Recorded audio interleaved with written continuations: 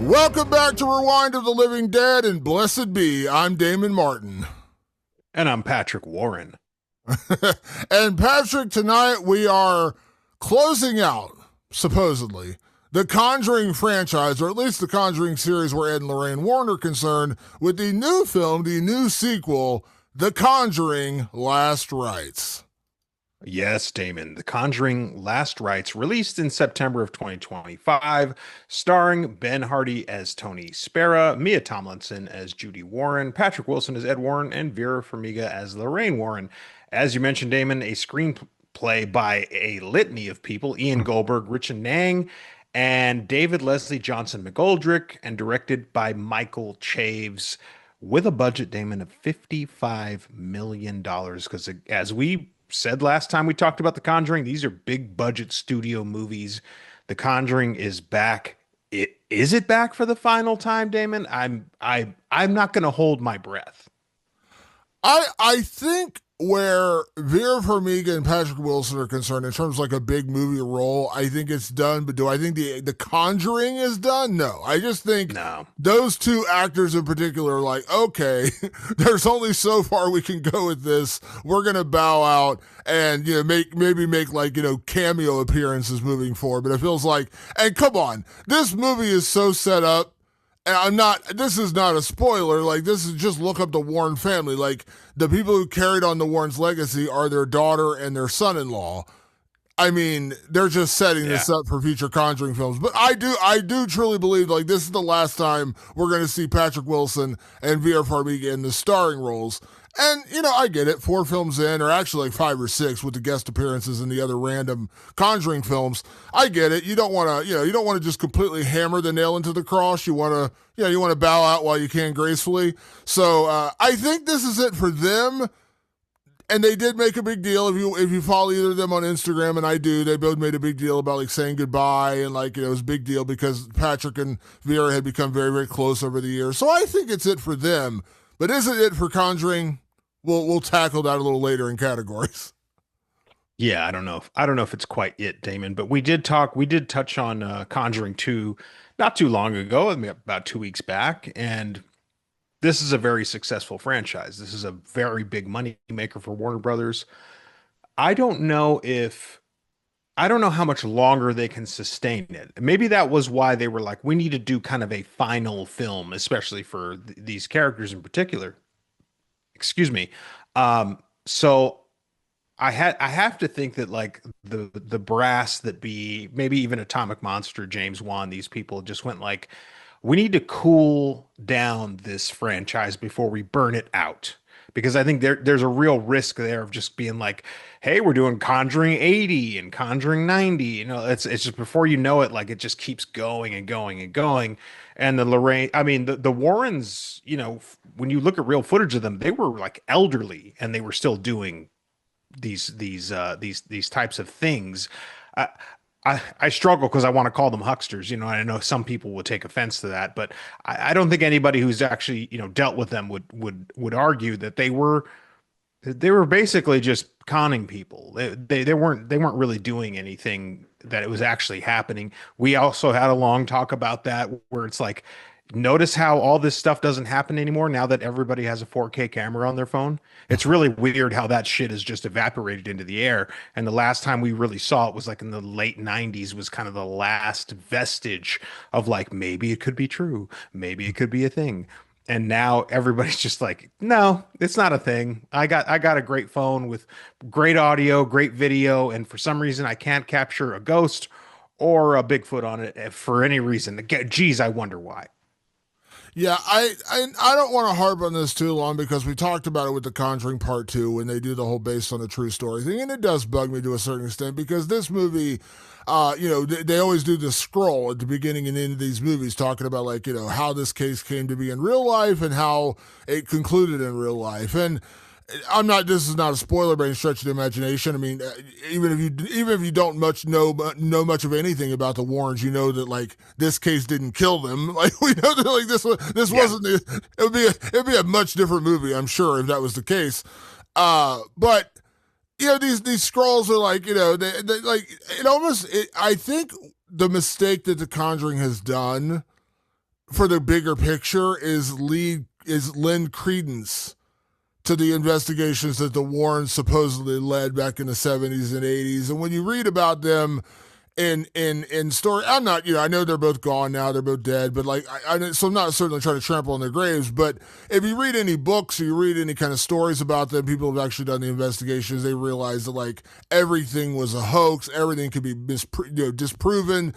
And, I mentioned in the intro, I wanted to mention it because I had to mention it, which was the Warrens teamed up with the Smurl family to write a book about this haunting. Now, I'm not saying you shouldn't profit off of your experiences if it's real, but come on. Like, come on. It doesn't take a genius to figure out where this was going and where it was heading when you're writing a book and trying to profit off of it. So I think that's what, like, as popular as these films are, and I don't want to rehash what we talked about with The Conjuring 2, but I think my biggest problem with the Conjuring series is if you would have just fictionalized some universe of stories, I'm not saying you would have had success. I don't know, but I know that Mike Flanagan did The Haunting of Hill House, which was great. I really enjoyed that series. And then he did The Haunting of Bly Manor, and a lot of people didn't like that one as much because you are kind of, in a way, no matter how you cut it, you are retreading old ground when you're doing a haunted house story. But they're fictional. They're fictional stories, so I can appreciate that. And by the way, Mike Flanagan does it. I mean, The Haunting of Hill House is incredible. It's a great series. One of the best TV series that Netflix has ever done. But you notice there was never a Haunting of Hill House 2. There was never a sequel to that. He moved on to a different thing. It bugs me that they use the Warrens as basis because I think a lot of people took it as like, ooh, they made a movie about it based on a true story, and it lends credence to the investigations that they ran. Whereas if you actually read books or watch, there's documentaries out there about it. Every credible scientific person that has ever talked about the Warrens said, yeah, they were shysters. They were crooks. They were corrupt. This was not real. So in that regard, these movies bug me, and they'll always bug me in that regard. But in terms of filmmaking, I think that James Wan, who created this entire universe, had to realize that like there has to be an expiration date at some point. Because if I had, and talking specifically about The Conjuring Last Rites, without getting into spoiler territory, this movie felt so formulaic to what we've seen in The Conjuring. What's funny is, when they did The Conjuring, The Devil Made Me Do It, we did not particularly enjoy that movie. It felt like a departure from the actual Conjuring. It didn't really feel like a Conjuring movie in a way. And that was kind of everyone's complaint. Like, this doesn't feel like a Conjuring movie. So they went back to the formula that made part 1 and part 2 so successful. But the problem is now you're in part 4 and you're just doing it over again. And I think with any film series, when you start running into the wall of the same problem, the same story, there's only so many ways you can do it. There's a reason why I think to a certain extent, and this is a weird correlation, I think to a certain extent why Marvel has been failing so recently, because I think people got burnt out and a typical formula for a Marvel film, an origin film, they all started to feel very eerily similar. There was nothing that really stood out anymore. A couple of outliers here or there, but everyone's kind of like, it just feels like the same thing. I know how it's going to happen. There's going to be a big bad show up. They're going to beat him, and they're going to win at the end. It's going to be the same thing over and over and over and over again. And that's why Marvel films have not been doing great lately. And I don't know if there's really a fix for that besides maybe going away and coming back with a new idea. But that's kind of The Conjuring. It's like, how many ways can you dress up a haunted house movie and make it different? You bring up a great point. I just saw a video about why Marvel is having such trouble, and it's something that all comics do this, right? Now it sounds like I'm going to get into the weeds, and I promise you I'm not. The problem right now with Marvel is that they set up this multiverse, right? So in the multiverse, it means that essentially no one dies. I mean, they've brought back Robert Downey Jr. to be Doomsday. I'm still baffled, and I still don't quite understand what they're going to do with that. I know there's like an Iron Man variant of Doomsday, and I'm like, so is that him, or is this literally Doctor Doom? Just to correct you there, Doctor Doom. What did I say? Doomsday. It's Avengers Doomsday, but it's actually Doctor Doom is the character. Excuse me, Doctor Doom, MF Doom. Shout out MF Doom. But no, there is it Doctor Doom, or is it Iron Man as a variant of Doom? Like I don't know. My point is this: the end of Endgame was tragic and poetic. The man who started Marvel ended this saga, ended this long journey, but then they just brought him right back. What is that? Here's the problem with that, and everybody's like, "Get to the fucking point, Patrick." There's no stakes. You have erased the stakes when you do that. When you say there is a multiverse where anybody who's died we can find again, we'll find them in another version, another variant of them somewhere, you lose the stakes. These movies, these Conjuring movies, they have no stakes because, and it's weird because it's baked in. It's because they are based on real life characters and based on real life things, and they kind of tried to marvelize Ed and Lorraine Warren. They were like, well, they're the superheroes of the paranormal world. I mean, I guarantee you somebody in some meeting said that at one point. So they created this situation where it's like, we're everybody knows their story, or a basic Google search can tell you they die. Ed died peacefully, or not peacefully, but he died from complications of health very late in life. And Lorraine, I think, is Lorraine still kicking, or did she just No, recently pass away? Ed lived to like 72 and she lived to like 94. So she lived like 20 Right, years right. beyond. Yeah, yeah. But she also passed away, yes. She passed away. So yeah, so it's like they just lived to old age. And so you go like, okay, so I know that there's no Conjuring movie where it's the final movie because we're not going to see a version where Patrick Wilson dies. That's not a thing. It's not going to happen. So what do you do with them? And I remember you and I just being like, Devil Made Me Do It was like, okay, whatever this is. By the way, weren't they much older for some reason in Devil Made Me Do It? Am I crazy? No, I don't think they were. I think that was like early 80s, and this movie takes place like 86, if I'm not mistaken. So it's like a few years difference, I I swear they think. had gray hair in that movie, like a lot of gray hair, and not totally gray, but like grayer than this movie. Like in this movie, it looks like they're dyeing their hair. Anyway, I digress. My point is that it's getting a little muddy. The rules of it are getting a little muddy. So they were just like, yeah, we need to hit pause on this because what else can we do? And the truth is, Damon, like I don't even really know other. Like I'm just sort of bantering here, really, because this Conjuring movie is the same old story. There's nothing new I can add to what we already know about the Conjuring universe. The first three movies and Conjuring Last Rites, they play almost the same.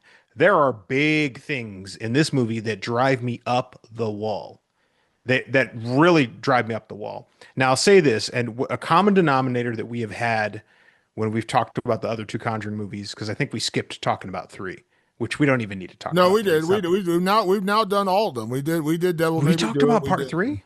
Oh Yeah, shit. Okay. We did Devil Made Me Do It because we did The Conjuring and then we did The Devil Made Me Do It when it first came out. And But now we there's did Conjuring Conjuring one, 2 two, three. and Devil Made 4. Me This is Do the it, fourth and one. then this one. No, Oh, there's 4. oh, three is Yeah. Devil Made Me Do It. Got it. Okay. Yeah. It's hard to keep track of this shit, Damien, when you don't give a fuck about it. You're not wrong. You're not wrong by any stretch of Yeah. imagination. There's like So, 9 offshoots and yeah, I get it. Yeah. but it's weird because I think when we talked about the other movies, we were like, hey, get to the Warrens already. Like, we're here for the Warrens, and they spend a lot of time with the family, getting the family haunted. I'm going to say this up front. I would say it's the slightest of spoilers. You get way more Warren in this movie. Way more. To that I say, be careful what you wish for. It happens, Damon, where I'm wrong. It doesn't happen very often, but I'm willing to admit it. I was wrong. I didn't want more Warrens. I thought I did. I got way too much. This is an hour and 35 minutes. So over the 2 hour mark, and you're going to feel it. You are going to feel it in this movie. You may love, and Damon, there were these people that were sitting, there's a large group of people. Clearly, like they all wanted to meet up for this, and I could hear them chattering before the movie started.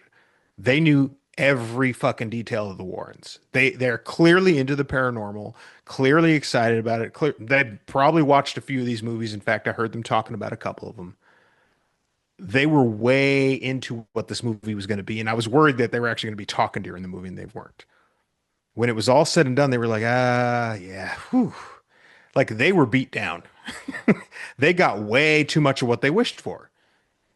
this movie overcorrected while still using the very same steps, the very same beats of a Conjuring movie. I didn't get anything new except for I just got way more Warrens, and it turned out I didn't want that. This like let me say this about the Conjuring Lost Rites. This isn't a terrible movie. It's not a terribly made movie. It is just a formulaic movie.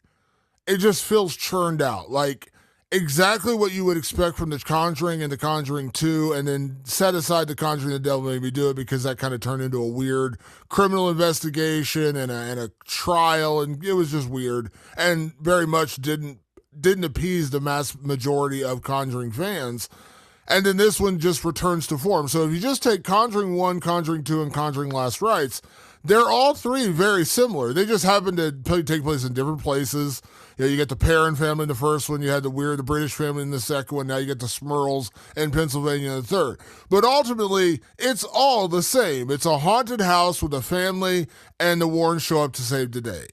There's only so many ways you could do that. And this movie, like they did a couple of things they tried to do different, as you mentioned. They gave us a whole lot more Warrens. And by a whole lot more Warrens, they gave us a whole lot more of the entire Warren family, not just Ed and Lorraine. They also introduced her. They introduced their daughter Judy multiple times in other movies, but this time it was like Judy became a lead character, and then her boyfriend Tony, who is a real life person, became a big character in this movie. So it's almost like, okay, we're going to give you more Warrens. Literally, we're going to give you two more. We're going to give you the daughter and her boyfriend. And so you're getting lots of Warrens.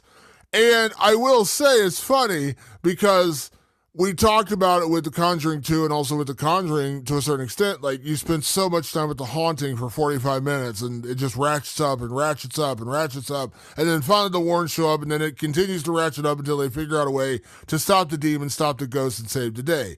And you talk about stakes rather quickly. You talk about stakes like, I'm misremembering, but I know no one dies in the first one, no one dies in the second one. So like, I get it. It's creepy and it's scary if you're actually being haunted. I don't believe in any of it, but okay, sure. Let's just pretend. Let's just go to the land of make believe and believe there is a ghost in your house.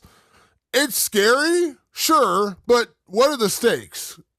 Is the ghost showing up and stabbing you to death in the dark? Because if that's not happening, the stakes are still kind of low. I'm not trying to belittle the reality, but like, no one's dying. So that in and of itself, you're already setting it up because no one died in the first one, no one died in the second one. Here we are on to the fourth one. Now, in this one, they decided, okay, we're going to listen to what our audience has told us, which is they really like the Warrens. So the hauntings, this is not a spoiler. This is just telling you, like, there's less time with the Smurl family and the haunting, and a lot more time with the Warrens. The problem is, and amid a myriad of problems with this movie, the problem is this movie is 2 hours and 15 minutes long. You could have given me the same exact movie with more Warrens, which, by the way, as I said, I actually wanted that. We wanted that originally, and you could have given us that. But this movie could have been 1 hour and 35 minutes. You wouldn't have skipped a beat. You wouldn't have lost anything important. And you still could have given us what you wanted, which is more Warrens and less of just like the general ratcheting up of the haunting, the family going from level A to B to C to D until fucking haywire, and they have to call the Warrens in. So they kind of listened, but they're like, hold on, we're going to give you a shitload more Warrens and a lot of backstory and side story and like family drama that means absolutely nothing. And we're going to give you like 20 minutes of the Smurls and then they're going to combine forces. And I mean, when I say formulaic, Patrick, I don't know a better word to describe this. This literally feels like a different movie that was just the carbon copy of The Conjuring and The Conjuring 2, and that's not a spoiler. Now, you know my biggest complaint of haunted house movies, which is just get out. Yeah. Let me tell you part 2 of my biggest problem with haunted house stories. It's almost impossible to be original. Yeah. Because every haunted house story is essentially the same. Family Hmm. moves in or family lives in a house. Weird, ooky shit starts happening, and it just continues to escalate and escalate and escalate. And eventually, yeah, you'll get the poltergeist where the little girl gets sucked into TV, or you'll get, The Haunting of Hill House, which was a TV series, a lot more drawn out, a lot more in depth of what was actually going on over there, and takes place over 2 time periods. You can tweak the formula, and you can occasionally make a good one, but ultimately the formula of a haunted house story is always the same. And that's why, like, I do applaud, even though it didn't totally work for me, like, I applaud Steven Soderbergh for Presence. Because Right. Presence gives you the movie in the eyes of the ghost. That's not a spoiler. Anyone who's seen Presence or even seen a trailer for Presence, you know what that is. I didn't love that movie, but I appreciate the originality. At least you gave me something different. You gave me a different way in. And The Conjuring Last Rites, as I said, it's not a terrible movie, not a terribly made movie, but it No. just feels so utterly familiar. And then you give me 2 hours and 15 minutes of that. And I was like, after an hour, I was like, please God, let this move along a little bit quicker. What I think they did to address the idea of no stakes, because there still isn't stakes. So they replaced it with gore, which is something that's kind of new to the Conjuring universe. The Conjuring has tended not to be, it's tended to be more like kind of ghost play. There's more blood play here than I ever thought there was going to be. And I don't remember if the other ones are rated R or not. I can't remember. But I mean, they don't play like rated R movies, they play like PG-13 movies. This plays with the rated R. It's like if we're going to have an R rating, let's make it worth your while a little bit. There's certainly more blood. There's some more gory imagery, if you will. So I think that's their way of like upping the stakes, and that's sort of a compliment towards it. It's like, okay, we know we can only do this one thing, so we're gonna try and make it a little more harrowing, just like physically more harrowing for the people involved. And there's some stuff near the end where I was like, that's actually it's so harrowing, it's funny, like what's going on there, which I don't know if they even intended it to be, but I was like, okay, I get it. They're up real Shit's Creek right now. Um, so that's one way they did it. Another thing is the quality of the movie. I've never been in love with the Conjuring movies look. The look of the movies always felt to me like James Wan likes to put you on a stage. It's part of his style. And so The Conjuring and The Conjuring 2 feel like they're on sets. Like you feel like you're on a three flat set with a grid lighting above the top. It really feels like for me as a filmmaker, I go, I can see a set. It's very clearly a set. The look of this movie with Michael Chaves and his production designer John Frankish, his cinematographer Eli Bourne, they really put together something that had a whole new feel visually, and I was actually really impressed with it. Like Damon, you lived in Pittsburgh, right? I did, yes, for many years. So this takes place outside of Pittsburgh, just outside, with a beautiful backdrop of like all the old steel mills and shit like that. It looked gorgeous. This is my favorite looking Conjuring movie of all of them, bar none. So they really like Chaves really stepped it up this time and was like, I need to make this visually arresting and different from the James Wan ones. The James Wan ones feel slick, like feel like a Hollywood set. This felt like a gritty, there's a lot of handheld camera movement. It felt they were trying to bring it down to like a real level. They were trying to give it a sense of reality again to address the fact that they know there's no stakes. They know there isn't. They're like, I'm sure there was a meeting at some point that was like, how do we at least convey some more anxiety for the audience? And it's like, you have to design it into the actual filmmaking, into the techniques of the filmmaking, because they're like, otherwise, it is just going to be a carbon copy of those other things. So they tried to at least visually separate themselves from those other movies. I think that succeeds. That's a positive that I have for this movie. Obviously, also the other thing you get with any Conjuring movie on the positive side is you're getting good acting. The whole way through, it's top flight actors. Warner Brothers, they spare no expense. They make sure to bring in quality actors to give you at least a full and rich experience. That much I appreciate because Damon, let's be honest, we talk about a lot of movies where the acting is not solid because it's lower budget, and that's just how it's going to go. You're going to get newer, fresher actors that are still getting their feet wet. And so the acting doesn't come off as strong as it does in something like The Conjuring. So you do get those things. There are positives to this movie. I didn't dislike this movie. I did dislike this movie, but I wasn't like, this is a bad movie. I go, this is just so not for me. If you're a huge fan of The Conjuring, if The Conjuring is your shit, this may be your favorite Conjuring. This may be your Conjuring endgame. You know what I mean? Where you're just like, oh shit, like yeah, this is everything I wanted out of a Conjuring movie. Because I do, and Damon, I'm going to say this right now without spoiling anything. I think there's Easter eggs that blew right over my head because I don't follow the Conjuring universe deeply. I'm going to tell you that right now. Some of you are going to be listening and be like, how come you didn't bring up this? How come you didn't bring up that? They showed this, they showed that, it connects this, it connects that. I don't follow the Annabelle movies. I've never seen one of them. I hope you have seen at least one of them because somebody here's got to know. But I don't follow the Conjuring universe outside of these original films, the Ed and the Rain Warren series. It still felt very rich, very well executed, and I felt like, even though I didn't know, I was like, I feel like they're giving a big send off for the fans that have been dedicated to this series for quite a long time.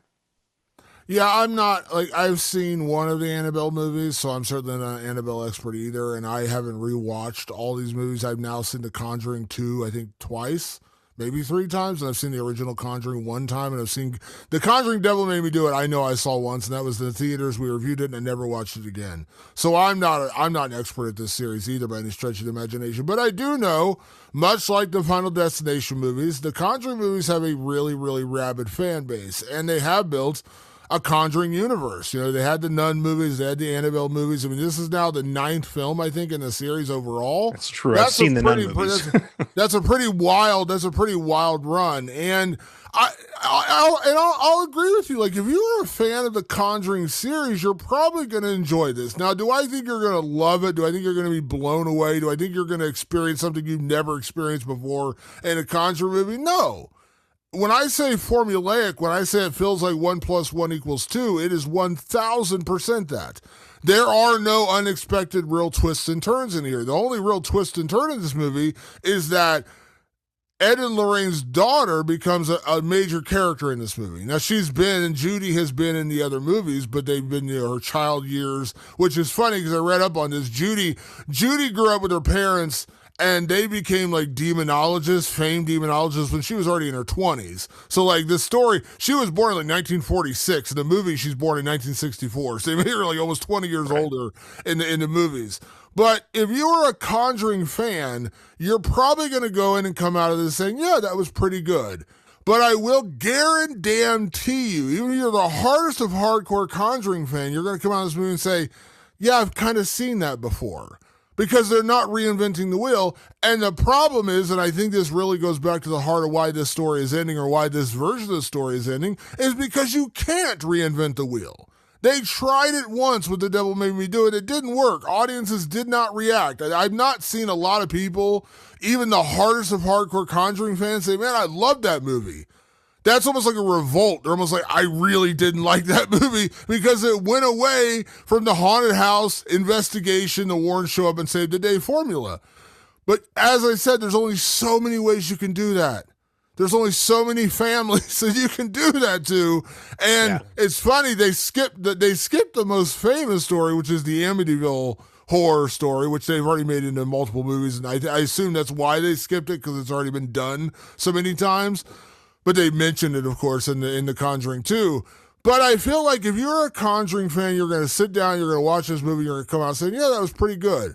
But I promise you, I guarantee you, you're not going to come out and say, man, I saw a totally original. I've never seen anything like this before. No. You've seen it before. It's called The Conjuring. You've seen it before. It's called The Conjuring 2. And now it's just The Conjuring 4, Last Rites. And instead of taking place in the Perron family, wherever the hell they were, or the other family, the Hodgsons, or was it the Hodgsons in Hodgsons, England? Yeah. And then now the Smurls in Pennsylvania. That's literally it. The setting and the names of the families are different. Otherwise, everything else is exactly the same. So I'm forewarning the audience, if you haven't seen it, if you're a Conjuring fan, you're probably gonna dig it. You're probably gonna come out saying, yeah, I got what I needed out of a Conjuring movie. And listen, I'm guilty of that too when it comes to the Marvel movies. Like I walked out of the Marvels, which was Nia DaCosta, who directed the new upcoming 28 Years Later, The Bone Temple. I walked out of the Marvels. I was like, yeah, it was fun. Most people hated that movie. I was like, eh, I didn't like that movie. Yeah. but I didn't hate it. I was just like, yeah, it was all right.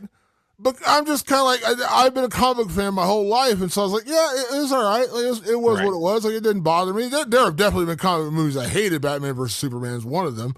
But I and like just that one. and Joss Whedon's Justice League, Ooh. there have definitely been bad comic book movies. But I'm kind of like that with comic book movies. Like, you know what? I got to see Captain Marvel on screen in a bigger, badder way, and I got to see other characters and Miss Marvel in a big screen role. Sure, like I was like, whatever, it's cool. And I feel like that's probably the vast majority of like hardcore Conjuring fans. Like, I just like haunted house stories. I like the Right. Warrens. Did it give me that? Yes, it's going to give Yeah. you that. And so, yeah, you're probably going to be appeased, but I promise you're not going to come out and say, man, I saw something I'd never seen before. You have seen this before. You just saw it in 2016 and 2013. Yeah, that's true. Patrick, should we get into some spoilers? I feel like we got to get I into think spoilers. so. Because there's one major compliment I do want to pay this movie, but I can't do it without being into spoilers. We talk about stakes. There's one thing they did totally right in this movie. I know it's going to sound really fucked up when I say what it is, but they did one thing really right with this movie, but I can't talk about till we're in spoilers. So, do you think we got to get into some spoilers here? Right before we get into spoilers, Damon, I'm going to remind people that Rewind of the Living Dead now has a Patreon. Please join us, patreon.com/rewind of the living dead. It's only $5 a month. You get early episode releases. So we're talking this episode Thursday night. It's going to go to our patrons Thursday night, essentially Friday morning, Friday at midnight, however you want to talk about it. They get it early. You get it about 5 to 7 days later. Depends on the day we do it. So that's an early release. You also get bonus episodes. Right now, we're covering Alien Earth. We're doing recap episodes for our patrons. We're talking about it in the chat. We're having a lot of fun together out there. Join us on Patreon, patreon.com/rewind of the living dead. Join the Rotten Ones today. Absolutely. With that being said, we're not getting into spoilers. So if you haven't seen The Conjuring Last Rites, be forewarned, we're getting into spoilers. But I will tell you this. I don't really even think we're going to ruin the movie we do give you spoilers, because this movie just churns out like every other Conjuring movie. So, Patrick, the plot of this movie is pretty basic. The Warrens have quote unquote retired. They've walked away from their investigations because, as we learned in the last movie, Ed Warren has a bad ticker, bad heart, and he's trying to like calm himself down and stay away from the whole rigmarole of investigations and these really strenuous, stressful paranormal investigations and exorcisms and all the other bullshit they're doing. And so they've kind of walked away. Now they're just doing like college tours and lectures and speeches and appearances. And meanwhile, their daughter is coming of age and she's got a new boyfriend named Tony, and they're falling in love. And so it's kind of like this, the family's trying to accept Tony into their lives after meeting him for the first time. But we also learn very early on that when Lorraine was giving birth to their daughter Judy, they were actually in an investigation where there was like this evil mirror, this spirit mirror or whatever, and Lorraine touched it and it made her go into labor, and she gave birth to Judy, who was stillborn, but somehow miraculously, a minute later she pops on, starts breathing and screaming and life and whatever, and so. Now we're back in modern times, and Ed and Lorraine have now gone on college tours or whatever, and Judy is coming of age, but Judy, just like Luke Skywalker followed in his father's footsteps, Judy has visions just like her mother, and she can see ghosts, and I see dead people, whatever the fuck. And so now she's starting to get stronger and stronger visions, and her mother's like, you got to just tamp it down, just ignore it. It's not real. It's not there, which is what I would tell everyone that believes these movies. And so Judy's having these visions, whatever. So anyways, at the same time this is happening, there's a family in Pennsylvania called the Smurls. There's like 8 of them living in this house, and they start experiencing the ooky and the creepy. And at one point, one of the kids is having a confirmation, and she gets her confirmation, and her grandparents give her a present. Take a guess what the present is. It's the same mirror that haunted the Warrens back in the 60s. And of course, the mirror shows up in this house. Weird shit starts happening. And unlike the other movie, I mean, I guess it is kind of like the part two, especially. It just keeps going on and on and on and on. And finally, the Warrens decide to show up to the Smurl house and save the day. And that's, I mean, that's really it. Like that's literally the movie because do they save the day? Well, we know they do because this isn't the Conjuring. They're dead now. This is the Conjuring Last Rites. They're still very much alive. We know the Warrens did not croak at that point. So, do they win? Do they defeat the ghosts? You're sure as shit they do. And that is really how the movie kind of plays out. It plays out like every other Conjuring movie. It does. Minus one key thing, Damon, that we sort of glossed over, and that is you get more Warrens. We said it in the pre-spoilers, and we're saying it now. I sure hope you love Judy Warren. If you're a fan, I think she was in one. She's the focus of one of the Annabelle movies. I think Yeah, so. there's one Annabelle movie where her parents go away and she has Right. friends over and they accidentally let out the Annabelle doll. I think that's the plot of that movie. So So for the hardcore fans, yes, this is a Judy Warren movie. You know, she's about 20 something years old in this movie, and you get a lot of her life to the point, Damon, where what normally would take up a lot of space is the haunting of the Smurls. We got some haunting of the Smurls. We didn't get as much as I thought. Like, and it was a big complaint about The Conjuring 2 for me. I was like, I'm so tired of being haunted by the Hodgsons. Like, it's literally going on too long. I'm getting bored. They didn't do that this time. Instead, they bored us with family dramedy. So basically, a lot of the movie focuses on Judy's life now that she's kind of coming of age. She clearly has some of mom's special abilities, but she's her mom's taught her from a very early age how to tamp them down. She doesn't want her getting involved in the family business because it's honestly been very hard on them, truth be told. Like it's rewarding, but at the end of the day, they're not like wealthy or anything. They're just like getting by. And you know, they're up there in age and she's seeing like she can see the whole thing now from hindsight, and she's like, "Oh, I don't really want my daughter to have to do this stuff." So she gives her a tool to kind of stamp down the visions, but that tool is being kind of overrode by this overarching thing that's going on because the mirror that nearly took her life in utero way back in 1962 is now back, and it's Damon, it's not haunting the Smurls for any old reason. It's trying to draw the Warrens to it.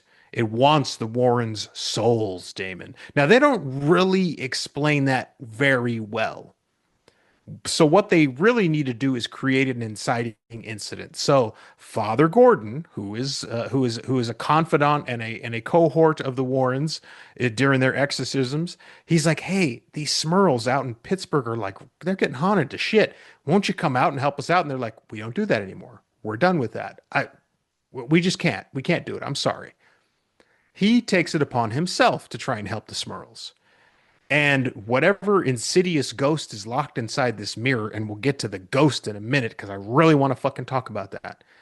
That ghost haunts Father Gordon to the point that he doesn't do it, but the ghost makes him kill himself, makes him hang himself at the diocese.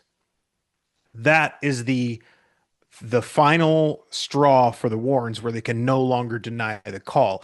They're sad about it, but what really gets them is Judy Warren. Judy's like, there's no way that he did this. I will go. I will go and figure out why he did this to himself. She goes behind her parents' back to the Smurls, and then she's fucked. She's screwed over because she doesn't know how to fight ghosts. She's not a ghostbuster.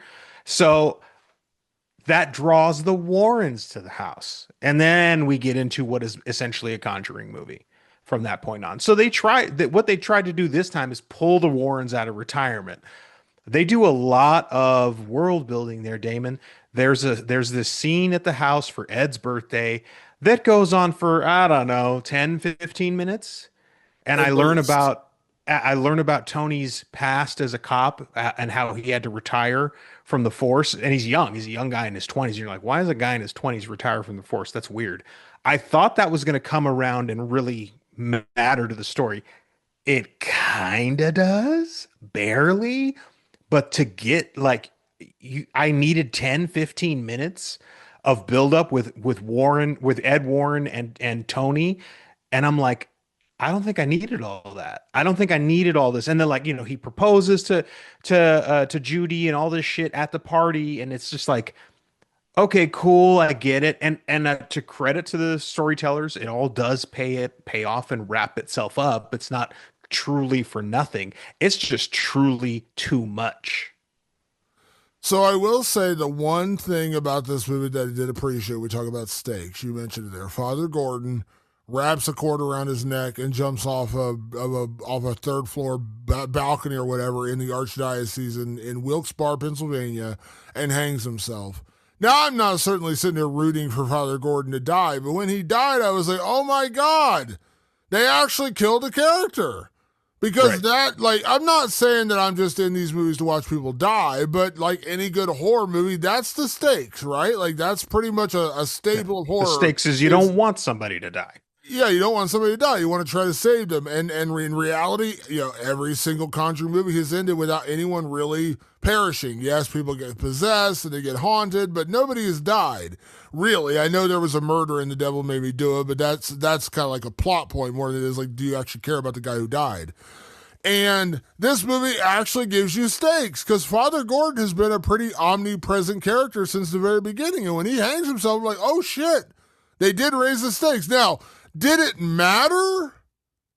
I mean, it's used as an exciting incident to eventually lure, what's her Judy. name, Judy to the Smurls, and then by extension, the Warrens come to find their daughter. So I guess, in a very tertiary way, that's how It's they a use it. device. It's a plot device. It is. It is a device. But I will say I commend them. Not that I'm sitting there rooting for Father Gordon to die necessarily, more than I'm just like, oh my God, they actually did kill a character, something I honestly thought they would never do.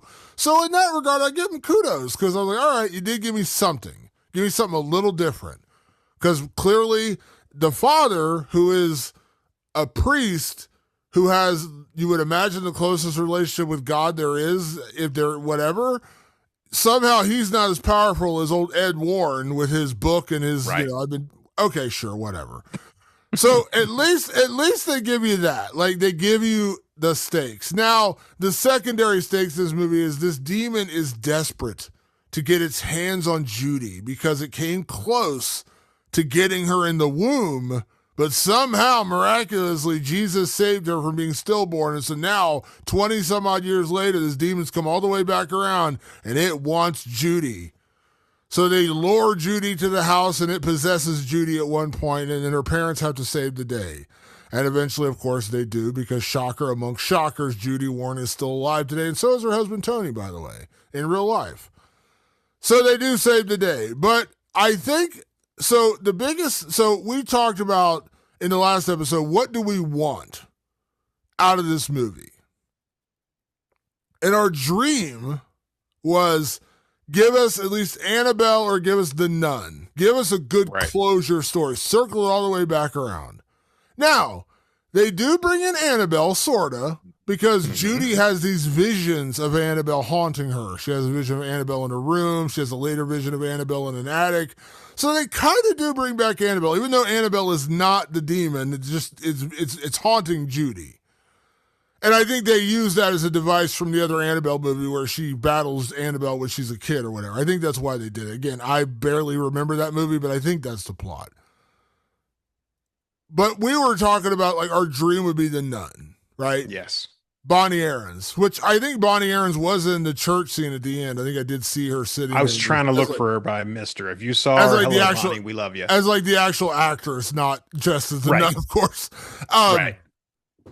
But we were begging, like, come on. And you know what? I think what pissed me off the most about this movie, it was so perfectly set up for the nun to be revealed as the big bad. Because at one point, remember in The Conjuring 2, it takes it takes Lorraine some time to figure out that the ghost in the house is not the main enemy. It's the demon using the ghost as its puppet of sorts to haunt this family. And then they finally figure out it's Valak, and that's the big reveal, and it's the nun. This movie, they don't even fuck around with that. They're like, oh, I see, Lorraine's like, I see the vision of three people, a father and a mother and a daughter, and he killed his wife and daughter because she cheated on him. Something like that. I can't remember the exact story, but she has this vision. She figures that out right away. But without even fucking around this time, Lorraine's like, there's a demon pulling the strings. Now, does this sound familiar? Yes, because it's the fucking plot of The Conjuring 2. Lorraine figures it out. There's a demon pulling the strings of these three ghosts in the house. And I'm like, okay, this sounds fucking familiar. All you have to do is pull the final string, which is reveal that it's the nun come back. The nun was the one haunting them in 1964. The nun came back in The Conjuring 2, and now the nun is back to finish the job in 1986. All this preamble, all this setup, all this demon talk. Do you want me to spoil the big spoiler here, Patrick, who the demon is? Do you want me to tell you? Oh, Damon, please tell them they're waiting with bated breath. Who on earth was trying to get the Warrens? What demon? Reveal it, please. We have no fucking idea because they never say. Damon. Oh my God. Okay, this is the singular thing that threw me over the top where I was like, I don't like this movie. There's a few other things too. By the way, the lionizing of the Warrens, where they are literally like almost super heroic in the movie. That was kind of another thing that just kind of bothered me. It was corny. I didn't like that. But the fact that I was so ready for Valak to come back, and that's my bias because I think Valak is the scariest modern monster we've ever created. I really do. I truly believe that. But then they started to lean into Annabelle, and I was like, well, okay. So lean into Annabelle, and then I started to put the gears together. We have since retired rewrite of the Living Dead. We used to do a rewrite of the Living Dead. If any time I would have resurrected it, it would have been for this movie. Make Annabelle part of it, and they do. At one point, Annabelle's this giant like monster chasing after Judy, and you're like, okay, so is it Annabelle? So what the fuck? Like, or what's possessing Annabelle? Is Valak possessing Annabelle? Holy shit, that would be amazing. Like, that would be amazing. I was so like, my legs were like loaded and ready to jump out of the seat if Valak reappeared and just go, fuck yeah. Like, I was literally ready to go, fuck yeah. Just show me Valak in that fucking mirror. Show her. Like, do it, fucking do it. They didn't do it. Instead, they went with, what if it's just a demon that we never fucking address at all? At all. You're getting everybody together. You're getting the whole gang back together. And in the end, by the way, in the wedding procession, you're seeing literally like the Perones are there. I think some of the Hodgson's grown-ups, the kids grown up were there. The mother and Janet were there. Yeah. Like they brought everyone back, and they brought Annabelle back. Why the fuck wouldn't you bring Valak back? Now, okay, look, and fine. That's like maybe our cross to bear. Maybe we're just Valak stands, okay? So make it Annabelle then. And make whatever has animated Annabelle, because she's got her own line of fucking scary movies anyway. Make whatever is behind her this other demon that I'm super intrigued about. Like, just give me something. The answer is nothing. The answer is just a fucking demon mirror. And I was like, huh. They never name it. They never reveal anything. They say there's three ghosts being controlled by this powerful demon. And they literally say this demon's in control. This demon is using these ghosts. And as I said, it is literally the same plot as The Conjuring 2. But in The Conjuring 2, the big reveal is it's Valak, which is really cool. And let me say this, like, I'm with you. Like, I was waiting. I was like, oh my God, they're going to do it. It's going to be fucking Valak. It's going to be, because there's one point where hands wrap around the mirror and you're like, oh, it's just like the painting. Show me fucking Valak. And not only is it not Valak, it's no fucking buddy. They never say who it is. And like, I would have been, I built it up in my head. It's Valak. Okay, that's on me.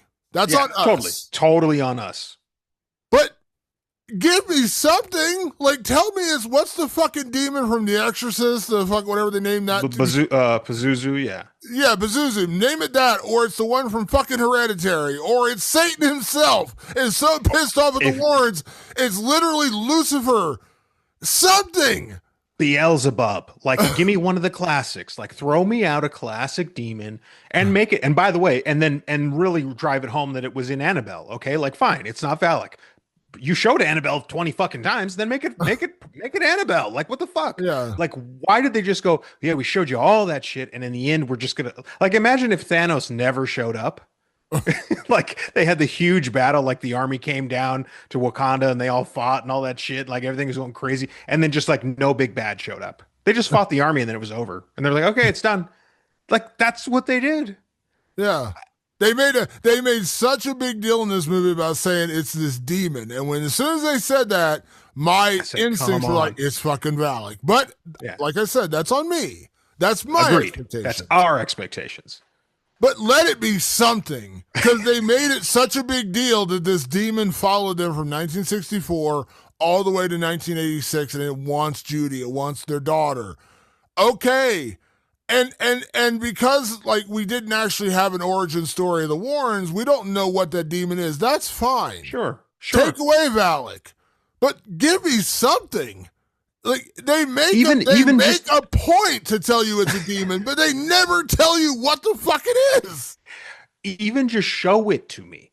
Okay, you're not going to name it. Fine, because we did that in Conjuring 2. We can't do it again. We can't do it again. They did literally everything again, so why not? But okay, we're not going to do it again. Then just show me the demon. Show me that it's some other demon. I mean, goddamn, you got $55 million. Show me a demon. Yeah. Just show me the fucking demon. Like something. No, it's just the mirror. That's it. The mirror. Oh, great. Okay, great. I mean, talk about ending on a fizzle. Like a legitimate fizzle where I was like, what? And I sat through the fucking end credits because I was like, maybe they'll show the mirror at the end and you'll see Valak. Because again, like I'm just fucking pining for Valak like so bad. But I was like, I'll sit through the whole thing because maybe there's a tease. No, it was just a mirror. Just a fucking mirror.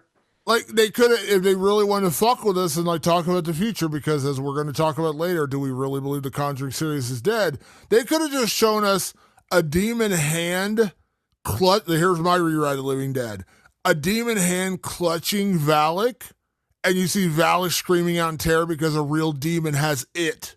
Yeah, something that scares Valak. Something even more powerful than Valak. Oh my God, how scary would that be? It's Satan himself. Whatever. What? Something. It's but nothing.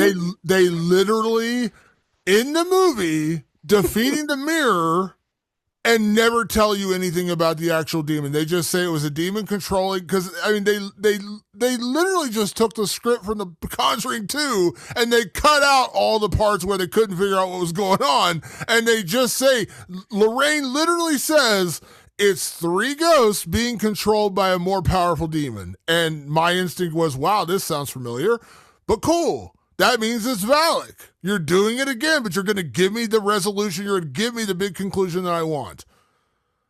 But to not give me Valak, that's on me. To not give me anything, that's on you. That's on you, Conjuring people. 100% right. 100%. Because, and I mentioned earlier, they do go hard in this movie, right? So, like one of the scenes was one of the Smurl girls is like vomiting glass, and you're like, "Whoa, it's hardcore." Okay, cool. And then they're showing like what these tortured spirits that are controlled by this demon, this great demon. They die violently and they attack you violently, all this shit. I'm like, oh, they're going hard. And I always said like, you know, what I would do with a Valak monster is like make it so scary, so terrifying, so hardcore, like what they're kind of doing, and then right at the midway point reveal that it's Valak, and then just have Valak fuck shit up for the rest of the movie. Okay, fine, it's not Valak, but just some demon. Do that thing with that whatever that demon is, Beelzebub, one of these guys.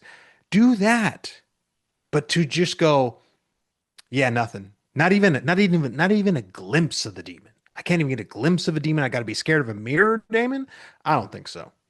Yeah, I'm just sitting here spitballing. Like, okay, you don't want to use Satan, you don't want to lose value. Like, why not like make it like Judas Iscariot or something? You know what I mean? Like the betrayer, so anything. Something. They Just not make such a nothing. yeah, like they end the movie and they defeat it. Which, by the way, like they don't even. I mean, I'm not really sure. How, like they just Oh, it just the mirror, like they basically defeat the mirror.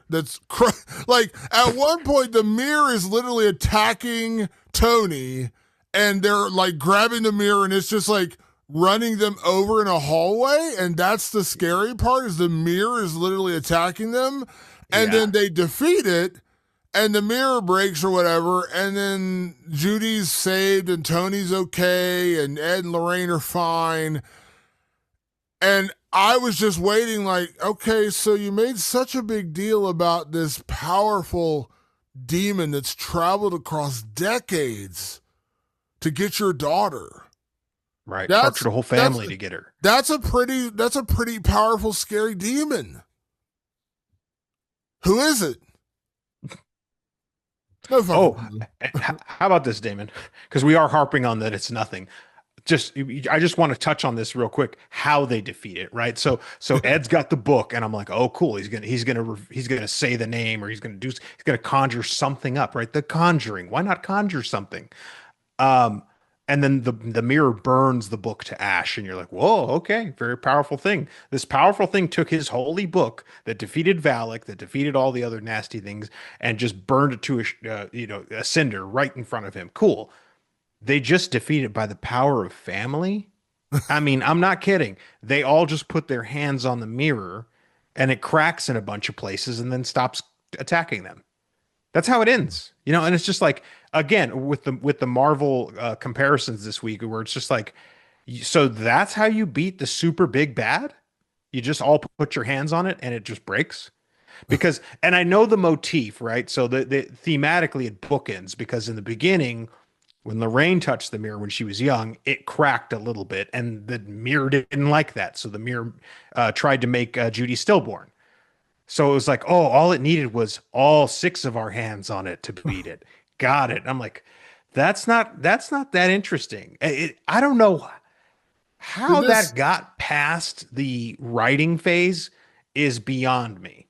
is this secretly? I'm just curious. Is this secretly a Fast and the Furious sequel where it's all about family? Is that what this is? If Vin Diesel came through, it's the 1980s. If he was old enough, he could have come through the top of the house with a Dodge Charger and broke the mirror. I would have been like, wow, that's okay. I didn't see that coming. That's interesting. He crashes through. He crashes through, breaks the mirror, and they're sitting there all stunned. And they look at him. They're like, Dom, and he's like, cousin Judy, cousin. It's all family, baby. Something, just something, not nothing.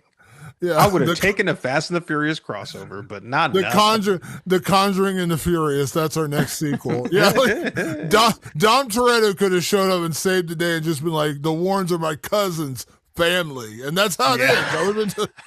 That would have been better than what we actually got.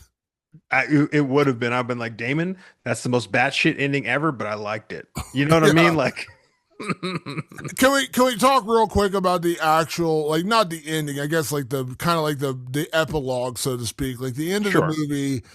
So we get the end of the movie, Ed and Lorraine are fine, Tony and Judy are fine, and then we get the big conclusion, which is Tony and Judy's wedding. And Ed walks Judy down the aisle, and it's a beautiful scene. And then they have the big send-off, which the big send-off is welcoming back characters from every other Conjuring movie. So the parents are there, which I guess they couldn't bring back the dude from Swingers. He wasn't there, but the wife was there. They couldn't bring back the dude. The wife was there, and the one kid was there. They brought back the mother and and Janet Hodgson from Conjuring 2. And apparently, one of the characters from Conjuring Devil Made Me Do It was also there, but I saw that movie one time and have no memory of it besides knowing I didn't really like it. But I've heard Right. there is a character from that one there as well. They're all in the audience to welcome Judy and give her a big congratulations. And I know James Wan is also James sitting Wan. there.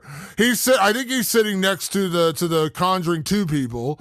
And then I'm pretty sure I saw Bonnie Aarons in the crowd, like her actual self. I'm pretty sure I saw her sitting there. Maybe I'm wrong, but I'm pretty sure I saw her sitting there. And then Judy and Tony get married, and Tony's welcome into the family. And the end of the movie is Ed walking Tony into the big collection of evil items, and he's like, Tony, this is all these items. And he basically says, why do you keep them? He says, they're safer here than out in the world. And on the way out, he tosses him the keys and he says, welcome to the family. And if you know anything about the Warren family, after Ed and Lorraine passed away, Judy actually had no interest whatsoever in following in her parents' footsteps, but Tony sure as shit did, because Tony became the curator of the Warren family legacy and the museum, and he just recently sold it to fucking Matt Rife, the comedian, which is fucking another level of bizarre. But yeah, That should have been the epilogue. yeah, Matt Rife just shows up. He's like, "What's up, guys?" But yeah, so Tony, Matt. yeah, Tony now is like the keeper of the flame, so to speak, and that's literally how the movie ends. And like they do spend a lot of time introducing Tony in this movie and welcoming him into the family, but that's literally the end of the movie. Is him tossing the keys, saying "Welcome to the family, kid," and then Dom Toretto crashes through with the fucking Charger and takes out Annabelle. That doesn't really happen, but that's the end of the movie. Now, cheesy or fitting, having all the other Conjuring characters come back. Dog shit cheesy, bad, cringeworthy, gross. I understand why they did it. Like that part, don't get me wrong at all, because I'm sure when they all sat down, they're like, this is a send off. We're doing a proper send off. Why wouldn't we have all these people there? Like, I get it. It's just like, okay, you love Batman versus Superman. I know that about you. But the part you hate the most is Martha, right? Martha makes sense when you look at the story. I know why Martha happens. It shouldn't have happened. It doesn't matter that it makes sense. It shouldn't have happened. And that's how I feel about the wedding.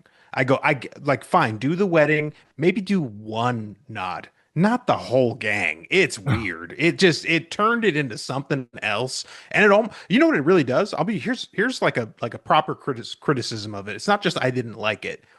It takes you out of the story. Because it's like, oh, we're clearly doing especially the James Wan. Like, why are you cutting to James Wan? It just takes you out of the story. All of a sudden now I was in your story. Now I'm being pulled out of it because I know this is on purpose. This is like a reunion, and it steps outside of the story. So it's lifting the veil on my suspension of disbelief. Yeah. It you know what it reminded me of? I know this is a weird correlation. Maybe it doesn't make sense, but it reminds me of like when you try to just kind of you play things for nostalgia's sake, and it reminds me of when George Lucas recut Return of the Jedi and put Hayden Christensen's ghost in there for Anakin Skywalker, as opposed to the actual actor who played him in Return of the Jedi, who died as Darth Vader, and they replaced it with a ghost Hayden Christensen.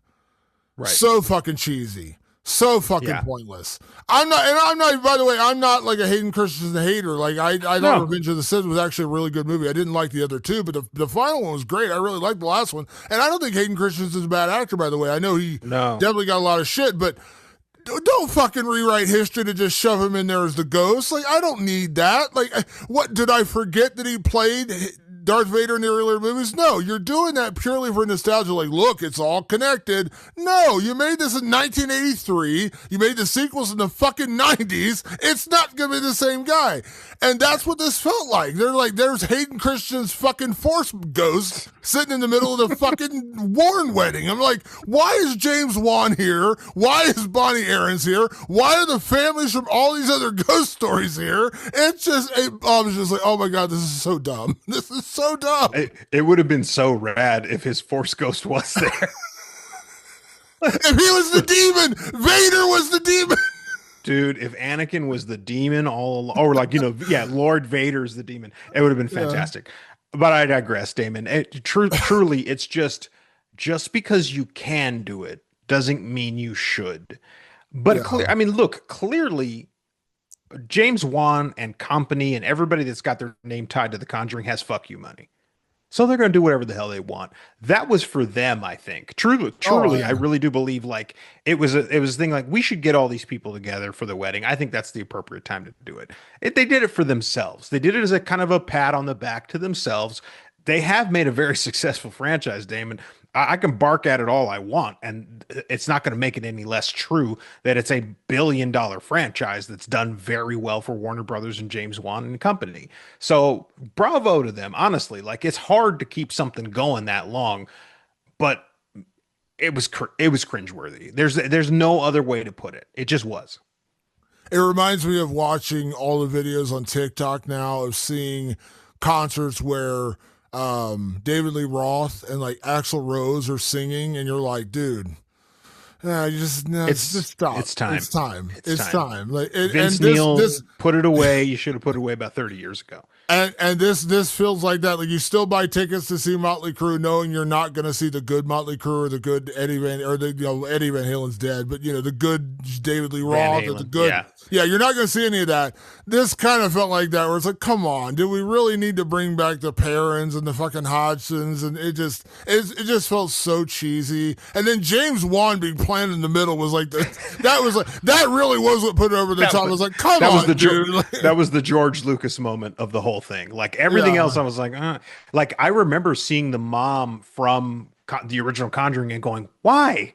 Like, why is she here? Like that. Like I get it. It's not like I don't get it. I want to be clear about that because I don't want it to like I'm just like shitting on ideas. It's just man, did it take me out of the movie? Like that's what this discussion is right here. It's we got so pulled out of the movie by that moment. It's not that it doesn't make sense. It's not that you don't get why. It's of course it's all there. These are smart, clever people that make a lot of money for a studio that clearly know what they're doing. But just at the end of the day, I would have taken it out. I would have digitally replaced them with just regular churchgoers or family members or whatever. It I maybe would one person, but I would nothing like that. I would have rather had Force Ghost Father Gordon show. Force Ghost Father Gordon, totally legit. And he could have been there reciting the fucking ceremony. I would be like, oh, cool, the father's still out there somewhere. But no, I did not need the other. It was just so cheesy. And yeah, but as you said, it's not for us. It was clearly for them. But that is how The Conjuring ended. And we'll talk about whether this is actually the last Conjuring in a minute, because it is now time for categories, Patrick. We're going to get into that as we do each and every week with our best performance. So when it comes to The Conjuring Last Rites, an Oscar-winning performance here, Patrick, who gets it for you in this movie? Damon, my best performance this time around, I was actually having trouble because, again, it's actually, a quality made movie. So you're always getting good performances. You could kind of pick anybody and you're going to do all right. But I did go with Mia Tomlinson, who plays Judy Warren. And I'm going to be a little bit of a smartass here. The reason I gave her best performance, she got a lot of screen time. It was just, she just really stuck out. I like everybody was kind of doing their job. Patrick Wilson's great. Vera Farmiga's great. But Mia Tomlinson was new to me. She was Judy Warren is kind of a non-factor for me. So I got to learn about her. And I'm going to be honest, she was not repellent. You know what I mean? I was like, oh, okay. Like I'm buying what you're selling. It's fine. She's doing a good job acting alongside a bunch of veteran actors. So yeah. Yeah, she was good. And I know this is her first time. There's been like 4 different actors who have played Judy in the other movies because she's gotten older as the movies have gone on. I thought she was great. I wasn't familiar with her before this movie, but yeah, I thought she did a really good job. And to your point, my best performance goes to her counterpart, which is Ben Hardy as Tony. I thought he did a good job in terms of like being the boyfriend and being kind of worried about meeting the parents of your girl, and they're kind of famous, and I think they overwrought how famous the Warrens actually were, but that's neither here nor there. They made them like total rock stars, like they couldn't walk down the street without paparazzi chasing them and shit. I'm like, I doubt that really happened, but that's neither here nor there. But I thought he did a pretty good job portraying like the sweet, caring boyfriend, because you meet him and you're kind of like, I think it's naturally ingrained in us to be suspicious of the boyfriend in these kind of movies, but ends up being a good dude, and he's like, he wants to help the family, wants to save Judy when she gets into trouble. So I thought overall he was good. And I did remember, I was like, when I saw him, I was like, why do I know this guy?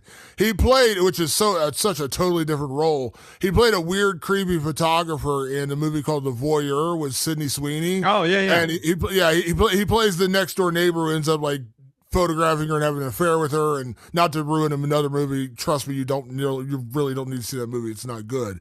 But he's in that movie. I was like, why do I know this guy? Now I remember, because in that movie he's like sitting there like he's like, all buff and tall. He's a photographer and he's like ripped up like British dude. And I was like, where do I know this guy? But yeah, that's actually Tony in this movie. But I thought he did a pretty good job as Ben, or as Tony.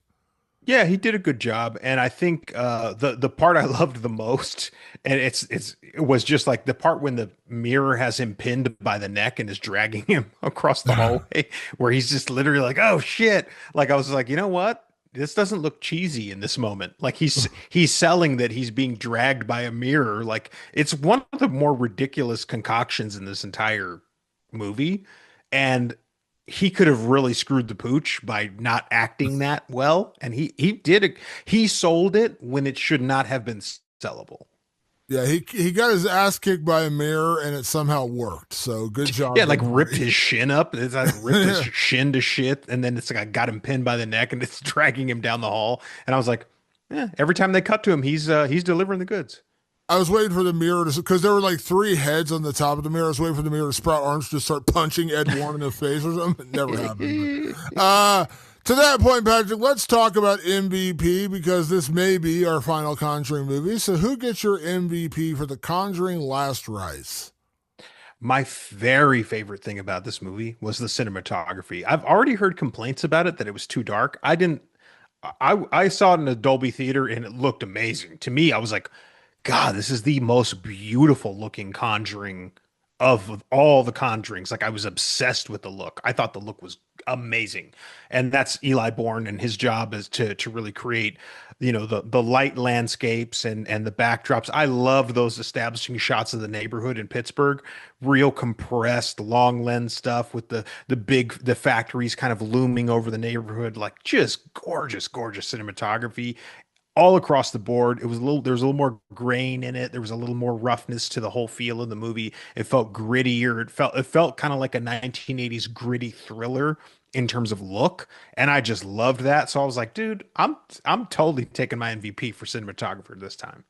And I'll agree with you. I didn't think it was too dark. Actually, I thought it was really, really well shot. Like, there's a really good scene in the basement where there's like a creepy figure kind of hanging out in the background in the shadows. Oh, it's a great shot. And I'm like, because you're like, am I seeing what I think I'm seeing there? And it gets a little clear, a little bit. It never never gets too clear, but it's clear enough. And I'm like, yeah, that worked. Like, that was a really, really good shot. So yeah, I agree. It was a really well shot movie. And I totally disagree. It was too dark. I thought it was perfect, actually. Sometimes I'll be in a certain theater, and that clearly the bulb is starting to die on that. That could have happened to that person. Like if you're watching a dark, scary movie, it could almost look indecipherable if you're on a bad projector. I just happen to be in the Dolby, and the Dolby projector is one of the top projectors you can get, so it looked great.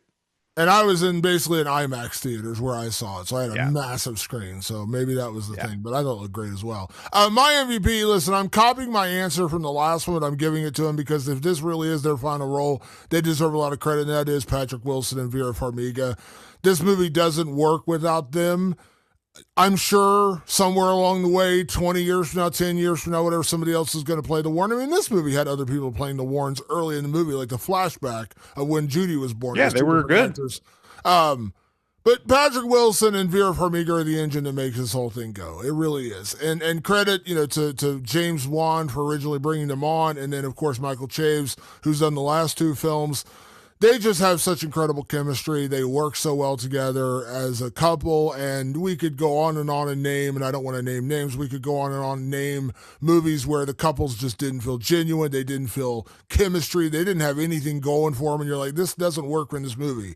These movies work because of Patrick Wilson and Vera Farmiga. And even though I have a million problems with the Conjuring films and they're just really not built for a guy like me, a guy who just genuinely hates haunted house stories, I love them. And I genuinely, and also I want to give credit. I want just one little shout out here, Patrick. Sure. I went on my first vacation in 3 years this last week. I went to Chicago for a few days, and while I was in Chicago, I'm kind of rocking one of the T-shirts right now. I went and saw Avenged Sevenfold and System of a Down in Soldier Field. Fucking amazing show, awesome show. It's so cool to see System of a Down for the first time in years. 2 days before I went to see them, they played in East Rutherford, New Jersey, at the stadium where the New York Giants play. Do you know who was in that fucking crowd? Of course, our resident metalhead Vera Farmiga. And she wasn't in like a celebrity section, like the Right. fucking Taylor Swift concerts. She was in the fucking crowd. She was in the pit crowd like show- Jason Momoa. There were like crowd people like, I just realized Vera Farmiga is sitting in front of me. Like she was in like the regular audience. There was no special VIP section for Vera Farmiga. She's like, I want to see fucking Korn and System of a Down. I bought tickets and I'm going with my family. We're going to sit in like the third, the seated rows. I'm going to go Right. see this fucking concert. And then she posted videos. She has her own metal band. I think it's called the Baba Yagas. It's like, she's awesome. But I was like, not only did you go to the fucking show, because like every show had a different band. It was Korn the first 2 dates. It was Avenged Sevenfold the 2, and then it was Deftones these last 2 dates in Toronto. Only six shows total for System of a Down. And I was like, how fucking awesome are you, Vera Farmiga? Like fucking rock on. Dude, I would love to get her on this show and really just talk about metal. Honestly, like and just like be like, all right, what was your favorite from this? Oh, let's talk about that concert. It's so cool to see that she's like a diehard metalhead. I just love that about Vera Farmiga. Because otherwise she's a very like kind of unassuming woman. You would not get, and by the way, if you go to metal concerts for any amount of time, you run into a lot of people like that where you're like, I would have never guessed you'd be here. That's a Vera Farmiga. But to stay on track with your MVP, I should have never liked the Warrens. I don't believe in the paranormal. I know that they were fooling people and all that stuff, and they were hoaxing and all that shit. They make them likable. Patrick Wilson and Vera Farmiga do that. They make you care about them. That's a skill. That's something that the actor brings to the story. There's a lot of great writing here, but the actor makes you charmed by them. And you go, yeah, I want to see them get through this thing. That's Vera Farmiga. That's Patrick Wilson. 100%. And that was, if you want to give credit to anything for James Wan, for everything else, and this has been a $2 billion franchise, so of course it's been a big win, but casting these two in the lead roles was a stroke of genius. That really was. Patrick, next category, best scare. So let's talk about the best scare from The Conjuring Last Rites. I'll turn it over to you first. What did you find to be the best scare in this movie? My favorite scare in this movie, you kind of mentioned just a little bit ago, and that is what I just called Dude in the Shadows. And so when she's down, when the mother is down in that basement and she's doing laundry, you can see there's a form in the darkness. This is not, it doesn't turn into a jump scare. And that's what I love about it, is that it actually just creeps you out because you've certainly been there in your life where you're like, am I seeing something in the dark? It's freaky. It is very freaky. And it's just a chilling thing. So it's not, there's plenty of jump scares in this movie. I could have picked a few. But that scare right there, that's the one that gets you. I wish there had actually been more of that in this movie. It could have used a little bit more of that atmospheric and sort of looming dread that a image like that brings. Yeah, that was probably the creepiest. Like, if you want to call it scariest, I would agree, but creepiest. It was a really good, creepy introduction moment, like early in the movie when the Smurl mother was down in the basement doing laundry. So mine is more generic, and what's funny about my choice is it's actually a scene that kind of pissed me off because I'm like, why is this in this movie? We talk about all the things they do to just continuously hammer us with Warren stories, and there's one where Judy goes to a dress fitting at a wedding shop. And I swear to God, this scene lasts 15 minutes. I know it doesn't last 15 minutes, but it feels like it lasts 15 minutes. But she's in this room where, if you've ever seen these bridal rooms, they're all mirrors, so you can see every side of yourself in the dress. And it looks like a hall of mirrors you'd see in like a carnival.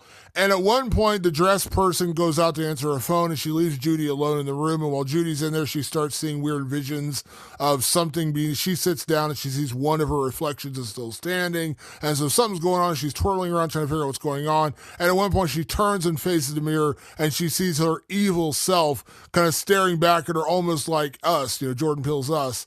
And except this one, it actually literally just punches through the glass and grabs her by the throat. And I'm not saying it was the best jump scare. I just thought it was pretty effective in that moment because up to that point, everything had kind of just been like the ooky and the eerie and something's around the corner kind of thing. No one had actually physically attacked anyone at that point. And when it crashes in the mirror and grabs her by the throat, I thought it was a pretty cool jump scare in a scene that was completely useless and meant nothing to the movie, and I really didn't need whatsoever. That kind of ended up being the best scare for me. Yeah, it was very cool the way it was structured. Like I loved the mirror play in that. I was like, oh, this looks difficult to shoot. I wonder how they shot it. Yeah, it was a cool, and that goes back to your cinematographer, like Eli Bourne. Great Great job shooting that cinematography in thing. this movie. Yeah. That's Haters what be I know. damned. I know a lot of you'll listen to filmmakers talk about why they don't shoot in certain places because it's fucking hard. Mirrors are one of them. Oh my God, Mirror's the bane of my existence, Damon. You have no idea. Patrick, next category, best ghoul. There are a few ghouls in this movie, not the one we wanted. We wanted the nun. We didn't get the nun. Fuck you. But for best ghoul, Patrick, who gets it in The Conjuring Last Rites? My best ghoul went to somebody I'm dubbing the Axeman, right? So these farmers or whatever that were haunting the area. One of them is the guy who killed his wife and her lover or whatever, or her mother, I think it was. Yeah.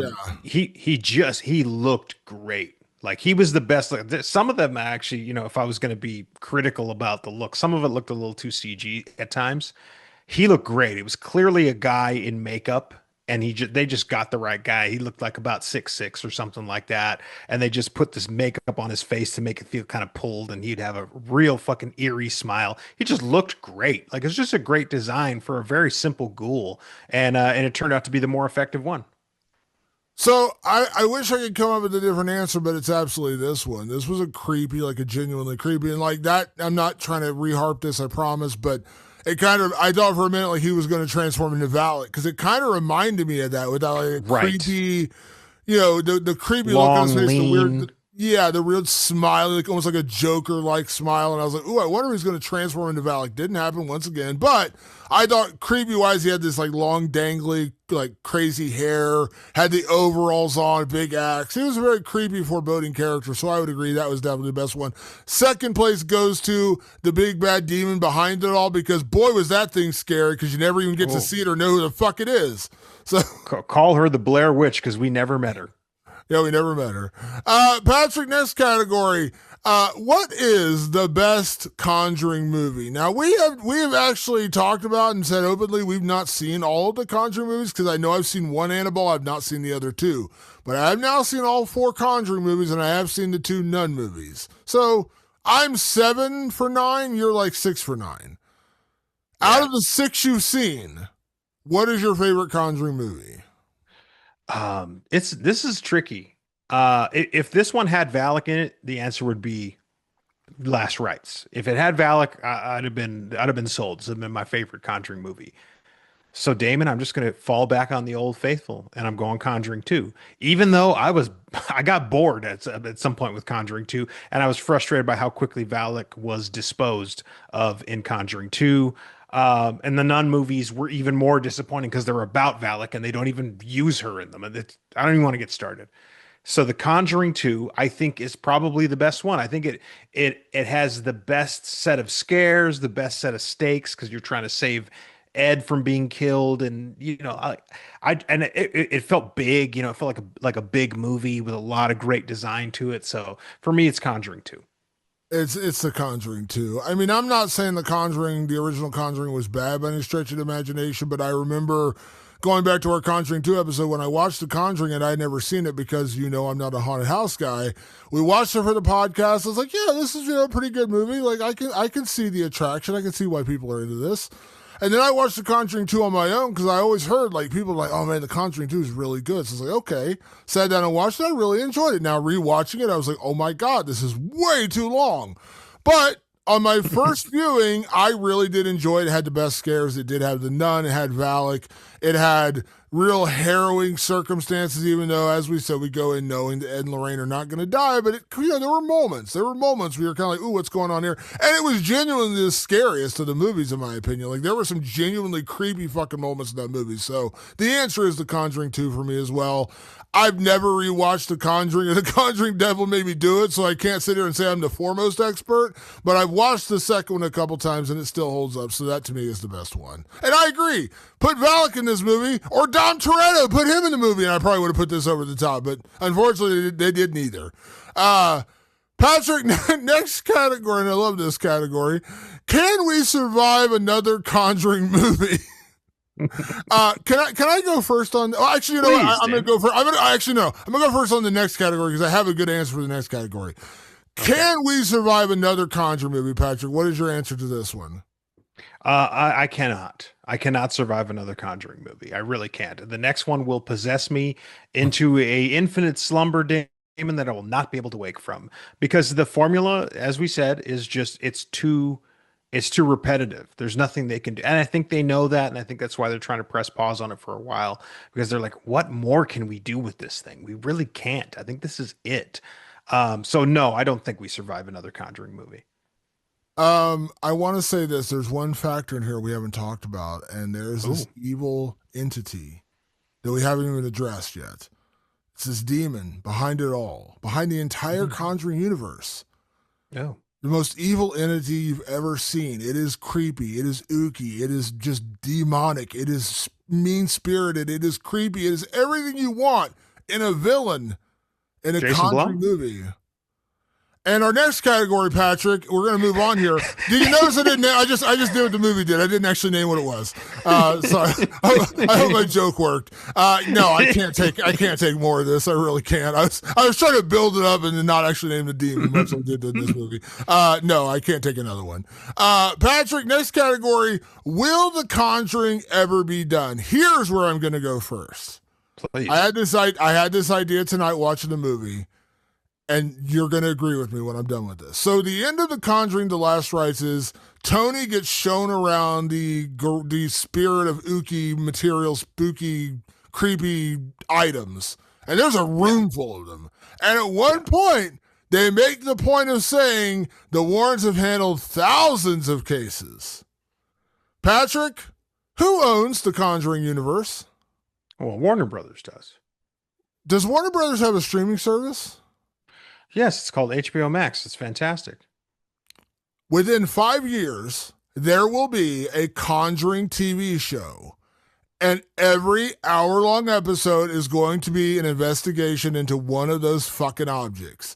Now, like X-Files. Will Patrick and Vera come back to be the storytellers, and then younger actors will play them? They'll be like they'll make 2-minute appearances in every episode. I think I might be right. There's going to be the Conjuring TV series on HBO Max, and every hour-long episode is going to be one of those fucking objects in the Warren Museum, and that's going to be the story. Now, there's some may take 2 episodes, some may take an entire season. I have no idea. I guarantee you there's going to be a Conjuring series, and that's going to be the plot. I love this idea. Now I want it. But why? Because you can wrap it up in less than 2 hours. So Yes. sign me up. And it's kind of X-Files style, right? You get a mystery at the start and you solve it by the end. I like that. And by the way, I want to right now, I just want to basically just piggyback onto what you're saying. Let's go ahead and cast the people who played young Lorraine and young Ed. That's Orion Smith, who played young Ed. And by the way, literally, I was like, did they get Patrick Wilson's son? Like, I mean, he literally looks like Patrick Wilson. And then young Lorraine was played by Madison Lawler. They did a great job. Okay, so they had their little preamble in the movie. Give them the TV show. You can wait a year or whatever and just make them the Warrens when they're young and they solve all these little cases. And like you said, you get Patrick Wilson and Vera Farmiga to do some like little voiceovers every now and then. It'd be kind of fun. Yeah, I mean, they did it for, they're doing it for that Welcome to Derry. They did it for the Big Bang Theory. They brought back like one dude to come in and do the voiceovers. pay Patrick Wilson, Vera Farmiga a couple million, have him come and do the voiceovers. Like, I remember the one case in 1972 when we ran into the Guerra family in San Diego. Oh, they would have run right out of that fucking place. Damon, the Smurl household was so much. I was like, this is so my house. It was fully chaotic and shitty. But the only difference was that the Smurl house was clean. That's the only difference. I was like, that house is pretty clean. But yeah, it was funny. Like if they came to the Guerra house in the 1970s, holy shit, they'd be like, we're done. We're retiring right here. Fuck the canon. We're done. Yeah, so I think that's like, I feel like that's going to be the way back in, is a TV series, 1 hour episode. And as you said, I'm actually kind of intrigued by that because not every single goddamn episode can be a haunted house. They got to have other shit going on with these little weird trinkets and shit. So yeah, there's your future of The Conjuring. Patrick, I'll give you. Did you have an? Did you have so? No, your answer? I think I like your answer, and I want to double down on it. Yeah, so there's our Conjuring. We are coming back as a TV series for HBO Max. Patrick, last category as always, is it scary? So when it comes to The Conjuring Last Rites, is it scary? You know what? It actually was. I mean, for all my complaints, it had a lot of jump scares and it was creepy. If haunted house things get you, it's going to get you. If supernatural gets you, it's going to get you. Like though, I think it's a type of person that likes that stuff and is thrilled by it. I think that's what people are there for. Like that crowd that was sitting next to me, they get a thrill out of that stuff, and it delivers on that. I once I've seen it, I really need to see it in a very, very different format for it to get me again. So it wasn't scary to me, obviously, but in terms of like the elements of it, very scary. So I'm going to say me personally, no, because I know the formula and the formula doesn't work for me, and haunted house movies never scare me. They never work for me. I've just never really been a fan. But my girlfriend went to the movies tonight. We went to the 9:45 show, and it was packed, by the way. So this movie's gonna do well, as all Conjuring movies seem to do. And there was a couple sitting directly next to us, a guy and a girl. So it was myself, my girlfriend, then the guy and his girlfriend. I didn't notice this, but my girlfriend told me after the movie was over. She's like, "Did you see the guy sitting next to me?" They were like maybe like 24, 25, like younger than me, but like not not like high schoolers or anything. And she said, at one point during like one of the scarier moments of the movie, the boyfriend was hiding his eyes in his girlfriend's sweater. Like he was down, turned away, covering his eyes, and she was watching the movie. And she was like, "What is it? Did you notice?" I was like, "No." She's like, "I swear to God, for like 2 minutes, he was doing the whole hand covering the eyes, like not watching the movie ahead." So did it work for me? No, but these movies don't work for me in terms of like scaring me. They're not for me. But it fucking worked on that guy because he was hiding his head in his girlfriend's shoulder for at least 2 or 3 minutes. So I think it does work. The guy next to me definitely jumped a few times. It happens, like it gets certain people. It's not going to get me, but that doesn't mean it's not scary. It's just not scary for me. Yeah. Dark and the Wicked, that will fuck with me. This one. Thanks for bringing that up at the middle of the night. Now I got to go walk around my house thinking about Dark and the Wicked. Come outside. That's sad. All right. That is our episode for The Conjuring Last Rites. It is in theaters right now. I'll just say it very plainly. If you're a fan of the Conjuring series, you're probably going to dig it. You may not love it. You may not think it's the best of the series, but you're probably going to dig it because it sticks to what these movies do, which is Warren show up to save a haunted house.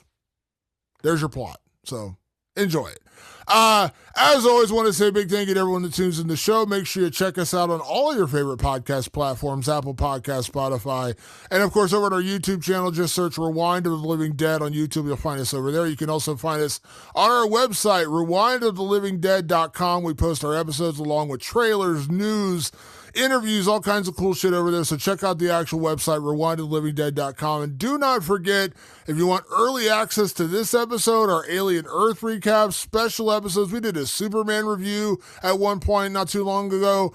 Patreon.com/Rewind of the Living Dead. It's not going to cost you very much, but it hugely supports our show. Gives us a little extra monetary compensation to continue doing this and kind of pay for the show itself.